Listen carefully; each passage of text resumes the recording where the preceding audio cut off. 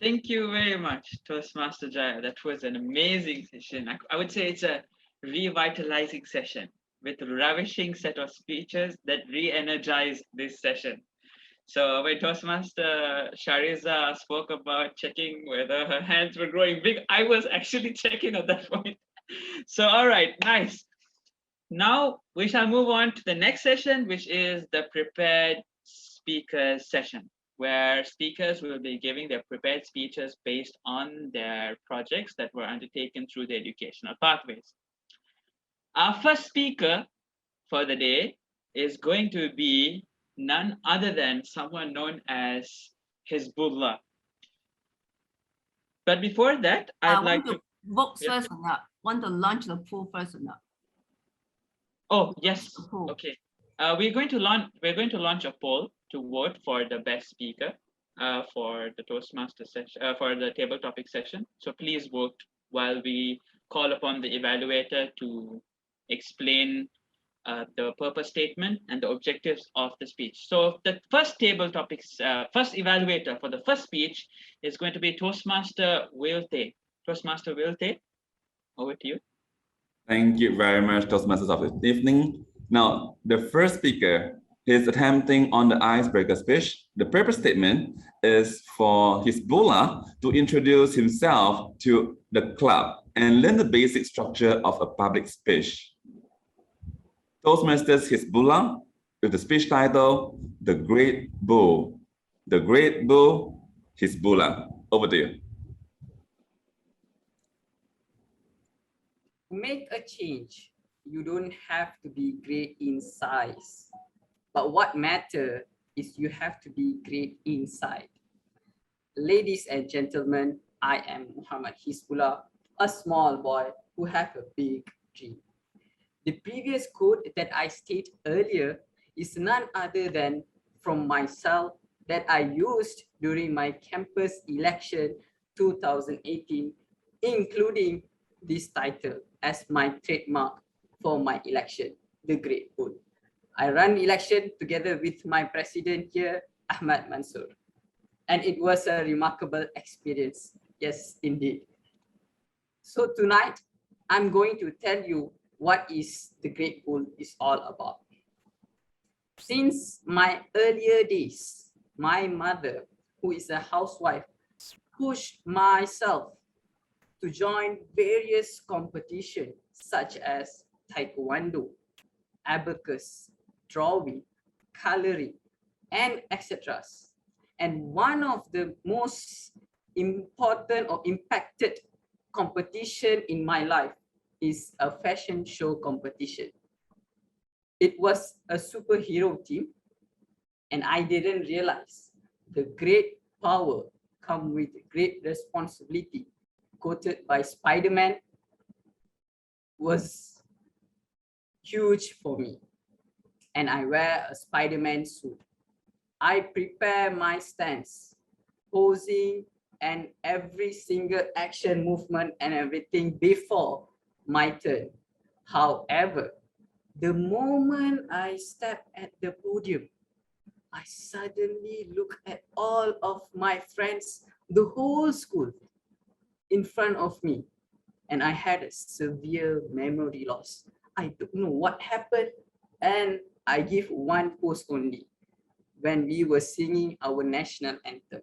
Yes, indeed, I stand like a log there. It was the most humiliating moment for me, and I could not ever forget that moment. That's where my self-confidence started to crumble. Back at home, my father realized that this boy needs some help. Though he is just an ordinary chef at a restaurant, but he had a great idea on developing his son. He forced and made both of us, my brother and I, to go talk to strangers and public when we were going out for shopping. And we have to ask like certain questions such as what are the prices, what are the quantity to buy this, is there any discount, color, size, and so on. And that make us to interact with strangers and public. And that moment, unconsciously, I realize that I'm able to speak with public and strangers comfortably. Hence, it's slowly, like a domino effect, built my self-confidence back.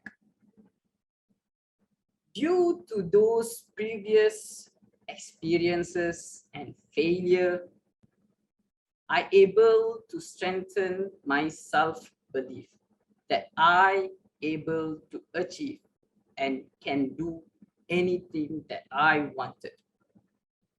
In high school, I became the prefect and joined the prefect board and become the deputy head prefect. I joined national robotic competition and various clubs. While during my university life, I handled more than 15 events and became university's politician together with Mr. President Ahmad and become student council. I joined National Students NGO and many more. Indeed, that is a first time for everything. Remember, every master wants a beginner too. That's why I would like to encourage everyone here. The first important person that you should believe and trust is yourself. These are the most important thing in our life. Though I am not as great as many people who are here, I am just a baby here in reality. But having a positive affirmation and self-belief will definitely change and elevate ourselves. And that's why I love the Great Bull trademark. It gives the vibe of being great. That's all from me. Thank you, the great Toastmasters.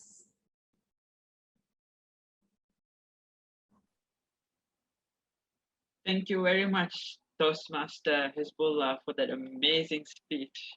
No wonder people call you the Great Bull. So it was really nice. I really enjoyed it. Moving on to the next speaker. We now have Toastmaster Nazira, who will be giving her speech. Since this is the same speech of the same icebreaker, we will directly move on to Toastmaster Nazira. Coffee, the topic will be coffee or tea by Toastmaster Nazira. Toastmaster Nazira, over to you. Thank you, Toastmaster Ahmed. Coffee or tea, which one do you prefer? Thank you, everyone. I hope you are having a good evening with your preferred beverages, be it coffee, tea, juice, or even H2O. It's good for your health. I am Nazira, and today I'm going to talk a bit or two about myself. So moving back to the question, coffee or tea, if you ask me, I would say both. Why select one if you can have two? But of course, not at the same time. It all depends on my mood. Usually during weekdays morning, I would have a cup of coffee just to indicate to myself, my brain, and also my body that I need to focus doing my work, or should I say study, because I'm a student. My choice would be latte, as the combination of the bitter coffee and also the milk is very creamy, just ignites my taste buds and also my senses. It's just a perfect combination for me. But during the time that I would like to relax and unwind, I would have my tea. For example, after dinner, before bed, I will have a cup of chamomile tea because it helps me to calm down, relax, and have a better sleep. So what's with this coffee or tea? Question. Well, I believe that all of you might have heard this kind of questions before. Would you like some tea? Do you want to grab a cup of coffee? Usually this kind of questions indicates that the person would like to have a conversation with you. Just like me. But unfortunately, this is just one way. So that's how beverages are linked with conversations. Also, it depends on the weather, on how people select their beverages. For example, on a hot day, you might want a cool drink, but on a rainy day, you might want a hot drink. Recently, I learned something interesting from a K-drama called Flower of Evil, where the character, if he wanted to have a longer conversation with a person, with his guest, he would serve a hot drink, while if he wants to have a shorter one, he will serve a cool drink. Now, why is that? Do you know? Well, the logic is hotter drink will need time to cool down. So that is why he will have a longer time to have an intimate conversation. Joining Toastmasters is one of the aim is to have, for me to have a better conversation with others, besides giving better presentations and so on. I categorize myself as an introvert, which I don't talk a lot, especially to the people that I do not know. So I would like to change myself to extrovert at certain times, where I would like to talk more and also initiate talks and keep it moving forward interestingly. And I hope I can do that. With this pandemic going on, we are limited to online conversations or communications like we are having right now. And it has affects us in a lot of other stages in life. For example, one of my passions, or I see another two of my passions, are traveling and outdoor activities. Some of the outdoor activities are like swimming, snorkeling. I did water rafting before, hiking, and so on. So it is limited right now. I'm unable to go outside. I mean, all of us are unable to go further than our districts. And we are advised to stay at home. Change is the only constant. So what I do right now, or what I enjoy, is I take evening walks around my housing area. And I am lucky enough to have a lake nearby. I would go there every evening if it's not raining. I will sit, have time by myself, read books, enjoy the scenery, feel and breathe the fresh air, and watch the sunset. So let us all hope that this pandemic will go by fast and resolve. We can get herd immunity so that we can live our life like before. We can travel, we can do outdoor activities and meet up for conversations while enjoying our coffee and tea. Thank you. Back to you, Toastmaster Ahmad. Thank you very much, Toastmaster Najira, for that amazing speech. So, do you guys prefer a coffee or a tea? Coffee. Send your replies. Thank you very much. Coffee, coffee lah. Moving on to the next speaker, which is an amazing topic, which I feel like I'm pretty much close to. We have a project 2 speech. So I would like to call upon Toastmaster Kauthor's evaluator, which is Toastmaster DTM Alicia. DTM Alicia, please explain the objectives of the speech. Okay, the purpose statement. The purpose of this project is for the member to present a speech on any topic, receive feedback, and apply the feedback to a second speech. The purpose of this speech is for the member to present a speech and receive feedback from the evaluator. Back to you. Thank you, DTM Alicia. Toastmaster Carter, an Orwellian or Huxley's dystopia.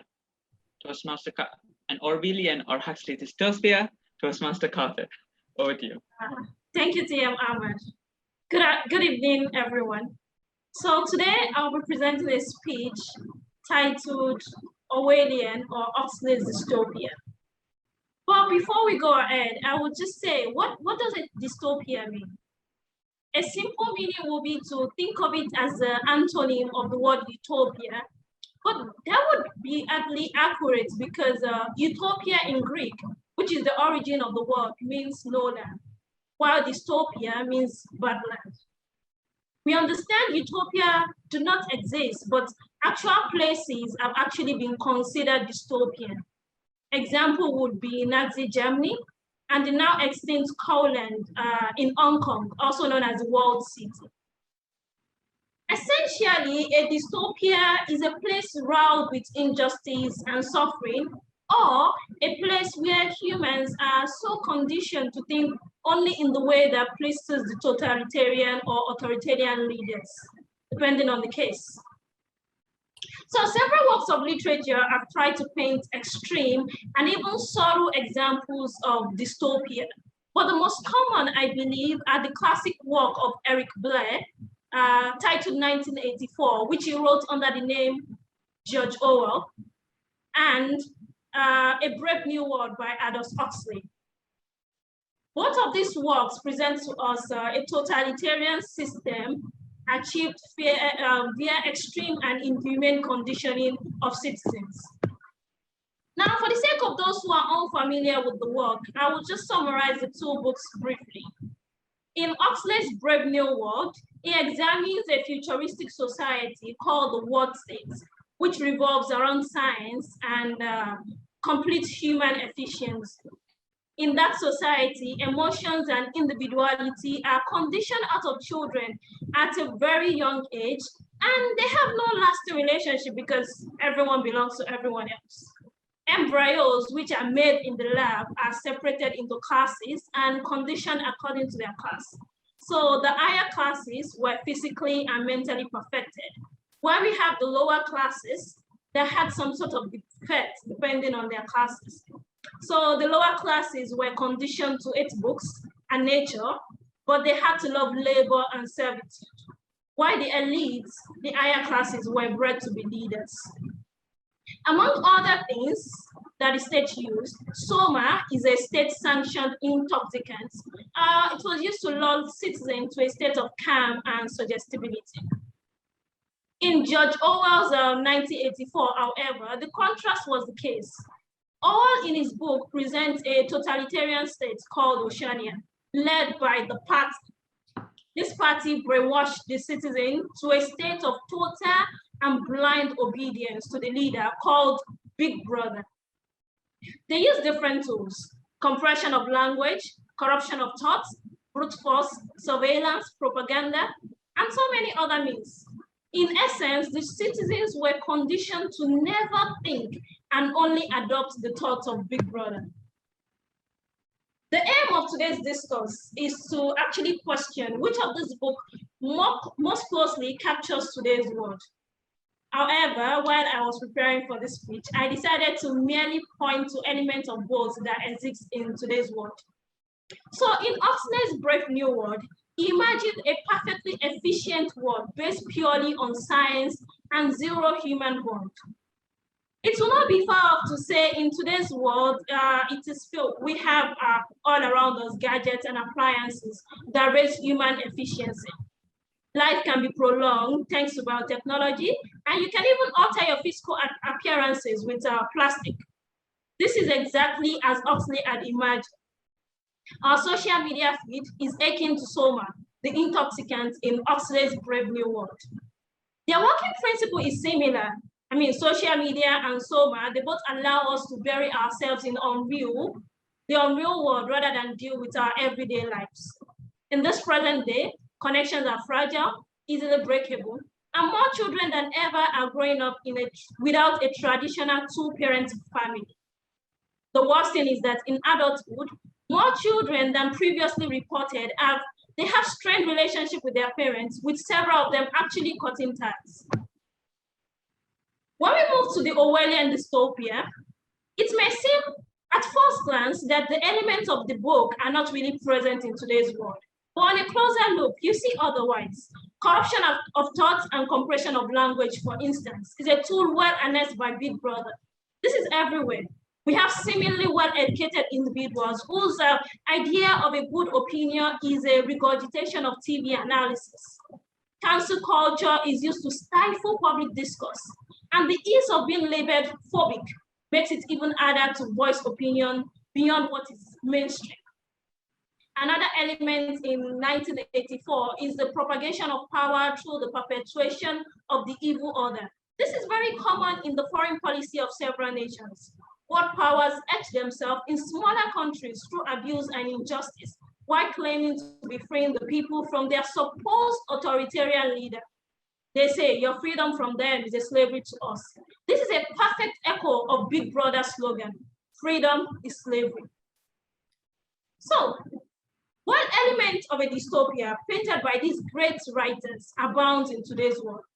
It will still be a stretch to say we live in an actual dystopia, even though some people say we might just be some decades away from one. However, the way ahead is not to, so fear about the future, but rather that we pay a little bit more attention to the direction of the world, to be a part of our local politics, to engage our intellects, and to work collectively towards a world that more resembles an utopia rather than a dystopia. Thank you. Toastmaster Ahmed. Thank you very much, Toastmaster Kauta, for that amazing, amazing, amazing speech. To keep you even more interested, I actually have both the books right here. Ah! I finished reading 1984, and I'm now reading the Utopian book. The interesting fact about this book is it has a 3D glass that gives you a 3D view of the cover. So I should borrow a copy of that. All right, thank you very much, Toastmaster Kauta. Moving on to the next Level 1 Project 2 speech. So the evaluator for Toastmaster Mufaro, please note that the next speaker will be Toastmaster Mufaro with the topic World Hunger. World Hunger, Toastmaster Mufaro, over to you. Thank you, Toastmaster Ahmad. It's actually a world changer, just to correct you before I start. Right. So a very good evening to you all. My name is Toastmaster Mufaro. So I'm going to be presenting my topic titled World Changer. Do or do not, there is no try. This is a simple quote from a movie that we all know called Star Wars. And it was given by a famous movie character called Yoda. So it's a simple statement, but it talks a lot about commitment, giving yourself and your all to everything that you do and not just trying. So I'd like to say that all of us are born with a specific gift that we were given by our Creator. This is the thing that I'm actually terming the world changer. So for some of us, our world changer is giving others hope. For some of us, our world changer is giving others encouragement. For some of us, it's actually giving others, it's more of a gift of the gap. So this gift is something that it's your inner being. It is the things that makes you the world champion, that makes you to change the world in your own way. You cannot hold it in. If you do try to hold the world changer in you in, it will burst out either in shame or maybe in rejoicing as well. So what do I mean by world changer, Toastmasters? I actually read of a folk tale that says that every baby is born whilst clutching their little fist. Yeah, and when I researched on this folk tale, it said that these babies are clutching their own talent, their specific talent that they are born with. And I do believe that this is the world changer in them. Do you know that currently there is a lot of data that says that a lot of people are dying with things like chronic diseases that are stressing them, especially during the COVID-19, the pandemic situation. And actually, one of those diseases I can say is stress. What causes stress, you may ask? That belief that says that you cannot fix this problem, but it can only defeat you and there's nothing you can do. But if you just know and realize what your inner world changer does, it gives you that power, that power and that will to be able to fix any problem that you're going through. Imagine every time a person commits suicide, we are losing a potential world changer, someone who could have contributed to the well-being of our different communities, even of our world. If only they had realized what this world changer in them is. Do you know what your world changer is? I surely am looking for mine. So it takes long for us to realize what this world changer is, but for some of us, we master it at our fingertips. It takes very little time for us to know what that world changer is. But do not be dismayed when you do not know what it is, because just like planting a tree, it takes a long time for it to be nurtured. It's a 3-year journey in planting a tree, or maybe 4 or 5 years. But the whole process is the reason why that tree becomes strong, through nurturing, through pruning. I can tell you of a tree in Africa called the baobab tree. This tree takes a long time. It takes 10 to 15 years for it to be planted. But once it's at its mature stage, it is a huge tree that even fellow Africans can actually build small houses inside. And it can also be more of a food provider to those people who are growing those trees, the baobab tree. So it gave me an idea that if I'm to look for my world changer, it may look like it takes a long time for me to nurture myself to find what it is inside of me that I need to contribute to the world. But once I am at my best stage, like the baobab tree, I can be the best for the world. I can contribute. I can be a world changer. So take your time. Respect yourself. Trust the process. Do not hurry. Take your time to realize what it is inside you that you need to say to the world. And that is the world changer that I'm talking about, fellow Toastmasters. So you too can realize your own world changer inside you, and we can definitely change the world together. Thank you. Thank you very much, Toastmaster Mofaro. So did she bring out the world changer inside you? Probably Hezbollah might be the first one to come out with it, since he seemed passionate enough. So thank you very much, Toastmaster Mofaro. And now moving on to the next and final speech of the prepared speeches session, we have Toastmaster Zainab. So Toastmaster Zainab's evaluator, please note, Toastmaster Zainab will be speaking on reflection is a powerful tool to shape the future. Reflection is a powerful tool to shape the future. Toastmaster Zainab. Over to you.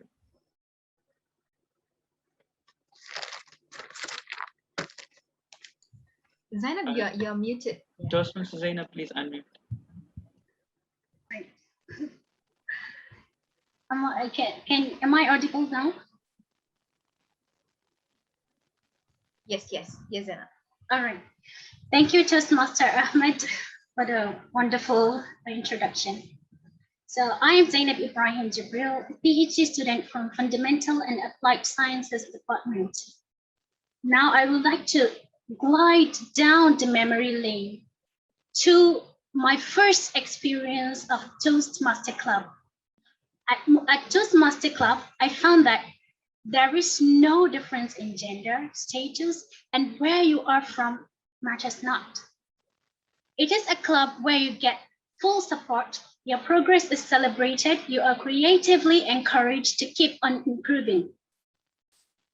I went on from not knowing entirely about Toastmaster to being an ardent participant, and currently I'm now a member of the Toastmaster Club, which I'm really proud of. I hope to polish and learn new skills, connect with more people, and expand my worldly views. Previously, I lived a life without much thought, grasping whatever life chose my way, just like the Tetris game. Do you remember that game where you keep on building and destroying it at the same time? Whether you win or not depends on chance and how skillful you are. All I knew was studying. My goal was to complete each level till I reached the end of pen and paper. which is a Hausa language proverb. I needed to break out of the box I was raised in. What is next after all this studying? I'm already at the PhD level. Come on, what is next after that? That gave me a huge pause. I dove into deep thoughts and came up gasping at how many regrets I have, which led me to second guess my choices and space out in conversations with other people. Thus, I retracted into my shell, keeping away from socializing. What a resounding isolation period that was. Therefore, I turned off the trigger, which was reflection. I thought to myself that reflection has failed me. Until I attended a lecture series which inspired me. Unbeknown to me, I was not reflecting. Rather, I was regretting the past that was beyond my control and power to repair. I decided to give reflection a second chance. Now, with fresh and clearly set goals, I tap into the benefits of reflecting without going overboard. I have come to terms with what made me who I am. Listening on to what TM Shariza was saying and also Uzma, I guess, I think I just felt like this is exactly a similar situation of what I have been writing about myself. I resonated with what they said. I'm now getting to know myself all over again, finding me striving forward with courage and conviction to achieve what I aim for. A good friend of mine reminded me of this, and I quote it now. Yesterday is history. Tomorrow is a mystery, but today is a gift. And that is why it is called present. I graciously accept my present so that even when I look back tomorrow at my yesterday, I will feel contented. I came to the realization that a successful life isn't all about being drunk in happiness. Slow down. Take a deep breath with me now. Exhale. Enjoy every moment and the people around you too. Don't be like me and be too immersed into what you are focused on. I aim to keep on reflecting and progressing. Do let me know what reflection means to you. Thank you for listening. Back to you, TM Ahmed. Thank you very much, Toastmaster Zainab, for that amazing reflection. It is definitely a powerful tool to shape the future, and I hope you are shaping yours and you will keep shaping it, and I hope we all will keep shaping it too.